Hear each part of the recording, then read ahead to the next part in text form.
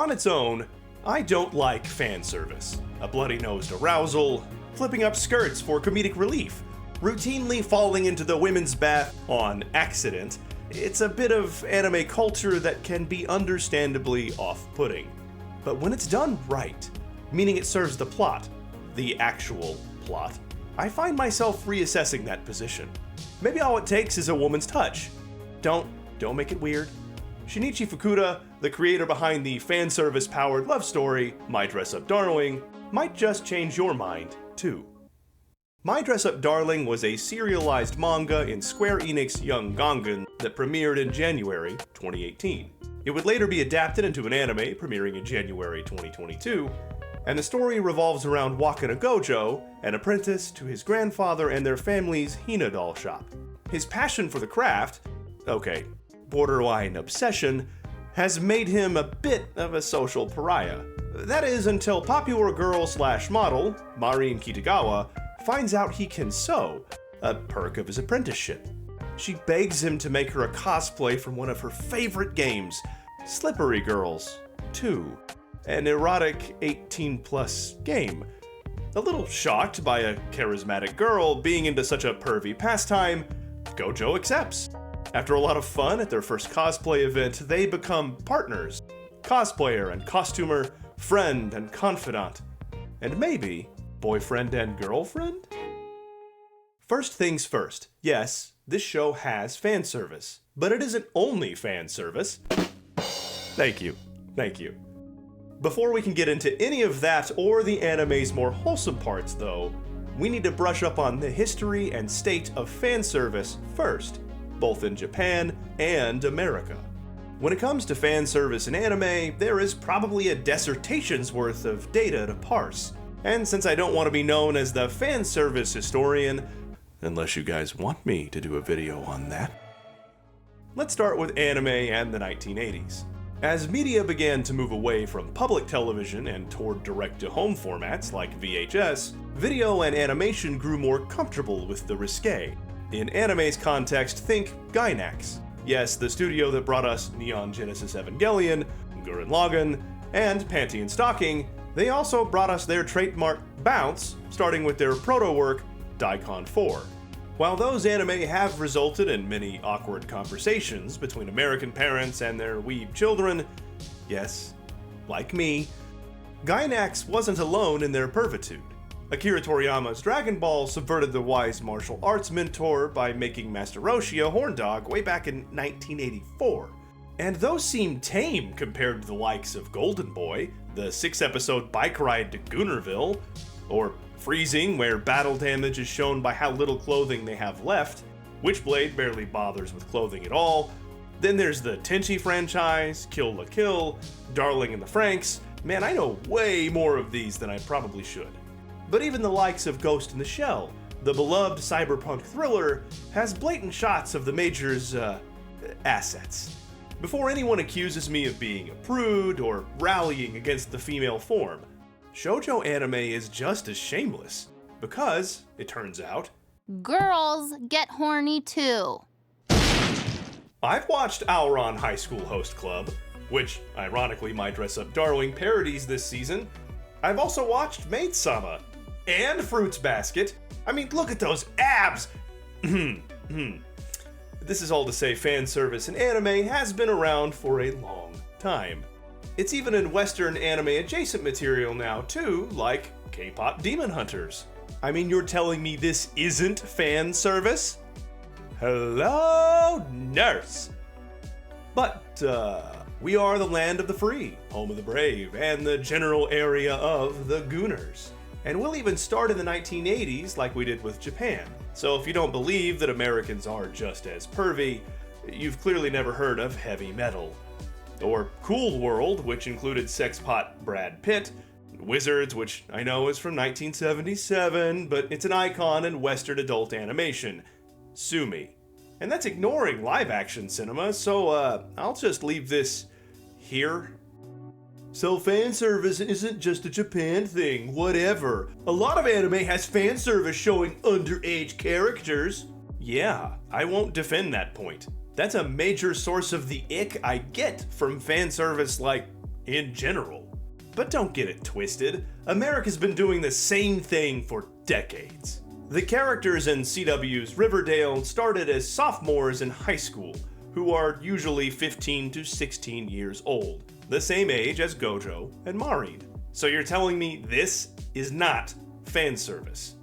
To be clear, while I'm not generally into fan service, I'm not judging or bashing anyone that is. There's obviously a market for fan service. But why does My Dress Up Darling get a sermon, while something like Witchblade doesn't? In short, My Dress Up Darling's fan service is central to its plot. Gojo and Marin are 15 and clearly into each other. Gojo having to take Marin's measurements is understandably awkward at first. He's socially inexperienced, an almost naked girl is in his room, and he has to enter her personal space to properly measure things. The comedy comes from him grappling with being a red-blooded teenager and knowing his personal and professional responsibility to Marin, only to occasionally crumble under the crushing weight of hormonal embarrassment. Still not seeing the difference? Okay, like any good pastor, I will give you a parable with a personal fact about myself. Fun fact about me, Rev loves him some bar food. Not just any bar food though, I want that gastropub stuff. The kind of stuff that goes best with an IPA crafted from the finest of hipster tears. So why would I ever go to Hooters? I can't say Hooters.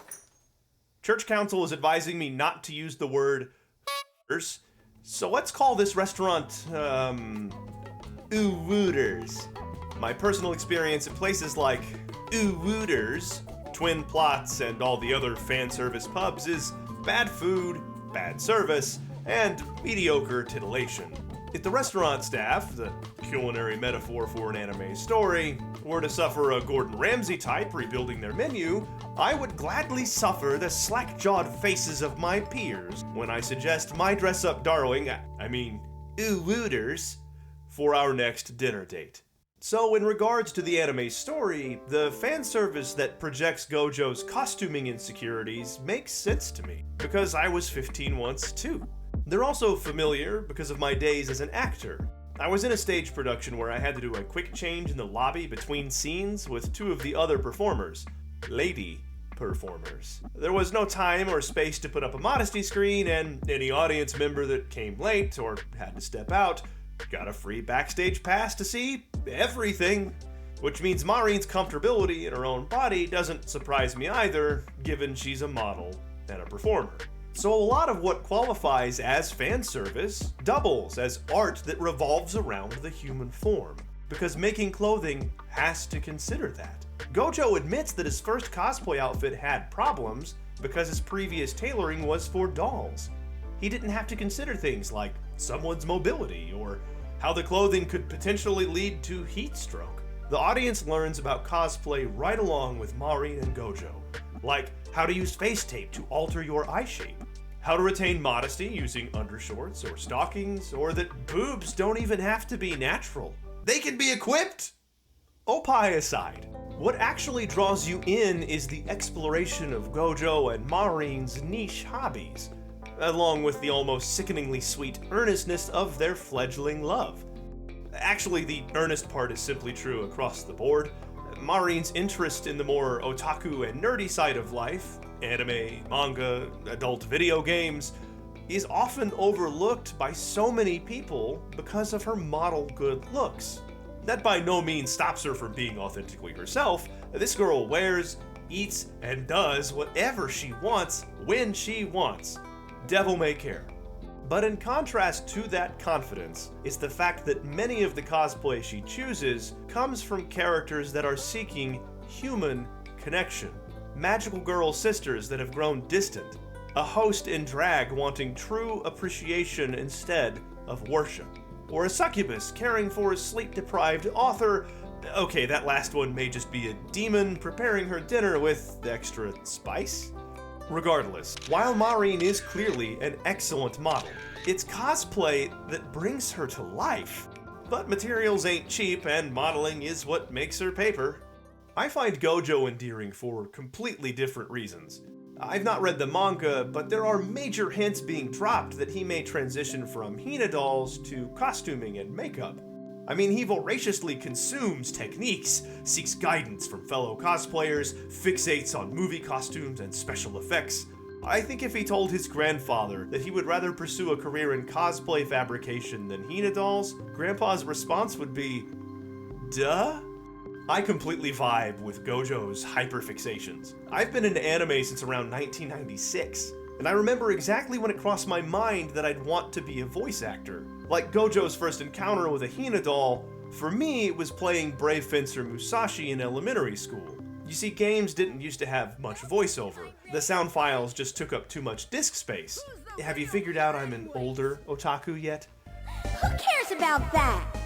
Musashi did have voiceover, and I knew that technology was just going to get better and better, and more voice actors were going to be needed. And let me tell you, being into things like voiceover, anime, and Dungeons & Dragons in the early 2000s landed me in the same boat as Gojo and his Hina dolls. But, as Gojo's granddad says, loving something doesn't make it easy to do. But then again, it's because you love working on it that you can stick it out when things get rough. Gojo is a good young man. He's kind, thoughtful, self-aware, but it's his personal code around aesthetics that makes him wise beyond his years. Early in the series, Maureen thinks he lacks enthusiasm. He responds by telling her he refuses to use the word beautiful unless he truly means it. Which is not to say he doesn't appreciate the effort of the cosplayers that she's showing him, he just doesn't want to diminish the meaning of the word. Which leads to one of my favorite moments in the anime. You looked so beautiful today. And reminds me of John Keats. Beauty is truth, truth, beauty. That is all ye know on earth, and all ye need to know. I mean, don't you love it when anime reminds you of poetry? He's weird. If you're new to anime and want to branch out based on familiar Western media, I would start here. And the almighty algorithm seems to think you'd like this video in particular. Thanks for watching, and I'll see you at the next sermon.